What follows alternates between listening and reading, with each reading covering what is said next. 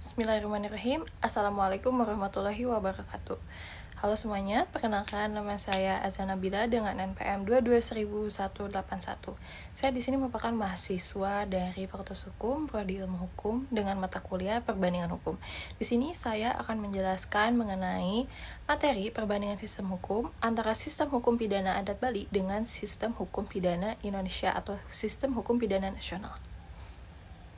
Baik, dan materi yang akan saya bahas kali ini ada beberapa poin utama, yaitu ada 4. Yang pertama ada sistem hukum pidana adat Bali, yang kedua ada sistem hukum pidana nasional atau sistem hukum pidana Indonesia, ketiga ada perbandingan dari antara keduanya, dan keempat itu ada contoh kasusnya. Baik, dan materi pertama yang akan saya sampaikan yaitu mengenai sistem hukum adat pidana adat Bali. Yang pertama ada karakteristiknya.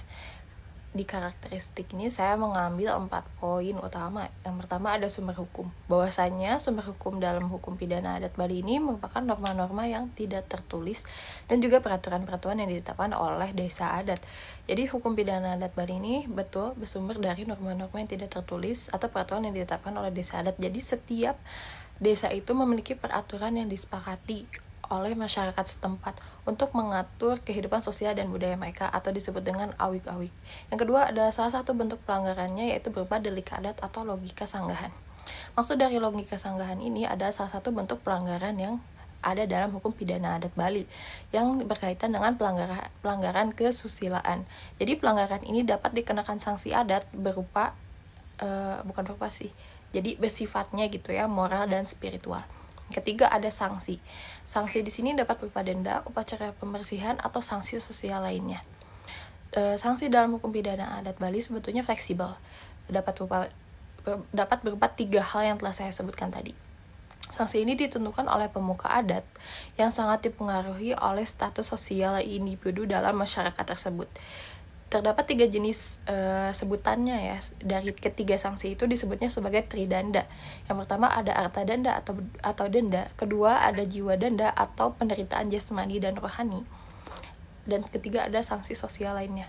Keempat ini tuh ada penyelesaian sengketa. Penyelesaian sengketa dalam sistem hukum pidana adat Bali ini lebih bersifat pada restoratif, di mana pihak-pihak yang terlibat dalam berusaha mencapai kesepakatan tanpa melalui proses pengadilan yang formal. Jadi proses ini biasanya dipimpin oleh kepala desa adat dan melibatkan semua pihak yang terkait mengenai kasus itu.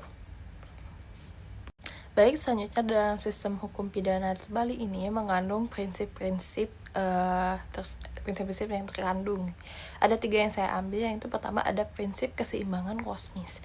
Maksud dari keseimbangan kosmis ini, hukum pidana adat Bali menekankan pada pentingnya keseimbangan antara manusia dengan Tuhan, manusia dengan lingkungan, dan juga manusia dengan sesama manusia. Hal ini dikenal dengan ajaran Trihita Karana. Kedua ada kepatuhan dan juga keadilan. Kepatuhan dalam artian di sini adalah merupakan prinsip kepatuhan terhadap norma-norma adat yang sangat ditekankan, dan pelanggaran terhadap norma tersebut dianggap sebagai pelanggaran terhadap keadilan sosial. Jadi masyarakat cenderung mematuhi hukum adat karena takut terhadap konsekuensi sosial yang berat serta pengucilan dari komunitas. Dan terakhir ada musyawarah. Musyawarah di sini merupakan penyelesaian konflik melalui musyawarah yang dianggap lebih adil dan juga sesuai dengan nilai-nilai lokal. Jika musyawarah tidak menghasilkan kesepakatan, maka dapat dibawa ke pengadilan negeri. Baik, selanjutnya di sini saya akan menjelaskan mengenai materi sistem hukum pidana nasional atau sistem hukum pidana Indonesia. Di sini saya akan menjelaskan mengenai karakteristiknya terlebih dahulu. Nah, di sini ada 3 poin utama nih. Ada dasar hukum, proses, dan juga sanksi. Pertama ada dasar hukum. Dasar hukumnya tuh ada 3. Yang pertama ada Pancasila sebagai dasar negara.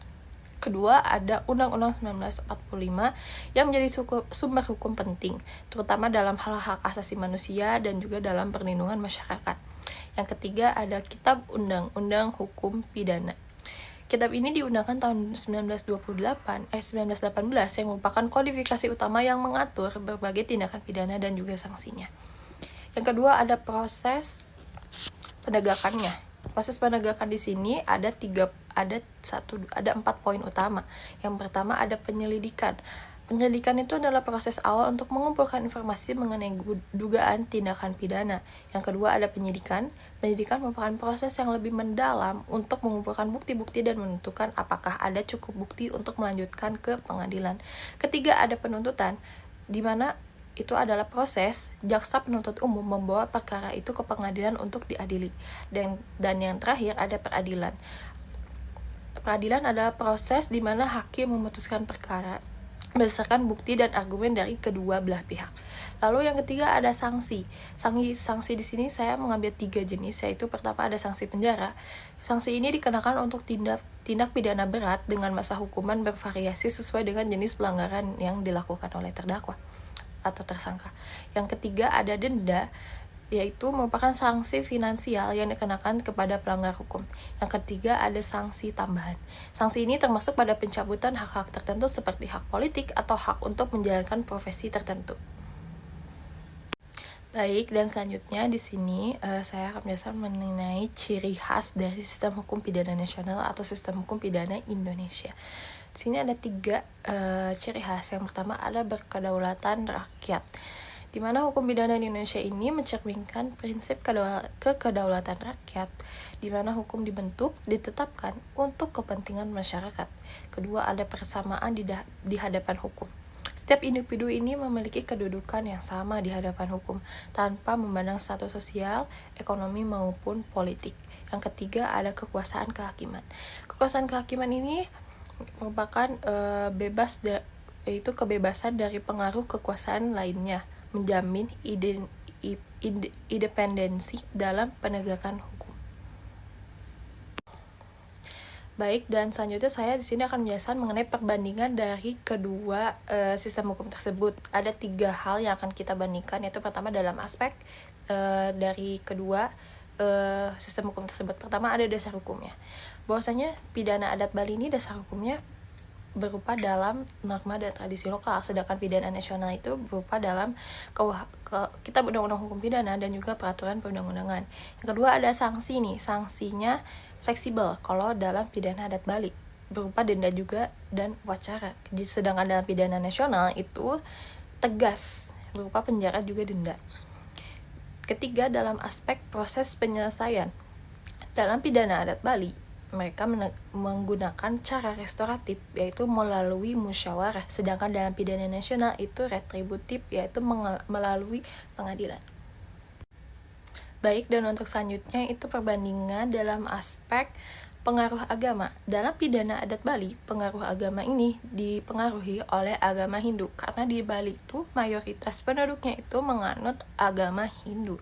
Sedangkan dalam pidana nasional itu tidak terikat pada nilai agama, karena secara nasional, Indonesia itu sangat luas, memiliki banyak sekali budaya dan juga agama, sehingga tidak terikat pada suatu nilai agama tertentu. Yang terakhir ada dalam kepastian hukum. Dalam pidana adat Bali, kepastian hukum ini sebetulnya kurang karena ini tergantung pada interpretasi adat. Sedangkan dalam pidana nasional ini sudah pasti karena memiliki aturan yang sudah jelas seperti itu. Baik, dan untuk selanjutnya di sini saya memiliki contoh kasus pada sistem hukum pidana adat Bali dan juga hukum pidana nasional. Jadi penggabungan dari kedua sistem tersebut. Pertama ada kasus pelanggaran norma kesusilaan yang dikenal sebagai delik logika sanggrahan, seperti yang sudah saya jelaskan di slide sebelumnya. Ada seorang pria bernama I. Gede Ardana dituduh mengingkar janji untuk menikahi seorang wanita setelah mereka berhubungan seksual. Kasus ini diadili dalam konteks hukum adat Bali dan merujuk pada pasal 539 dalam Kitab Adidharma Agama.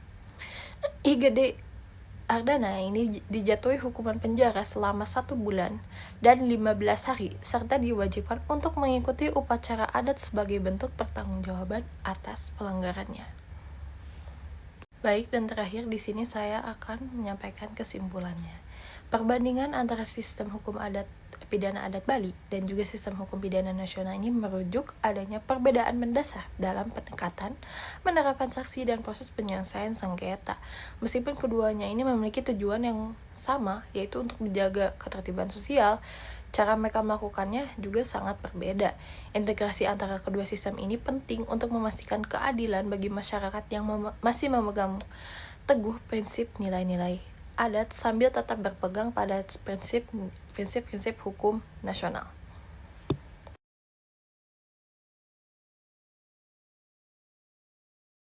Baik, mungkin sekian yang bisa saya sampaikan. Mohon maaf bila banyak kesalahan. Terima kasih. Wassalamualaikum warahmatullahi wabarakatuh.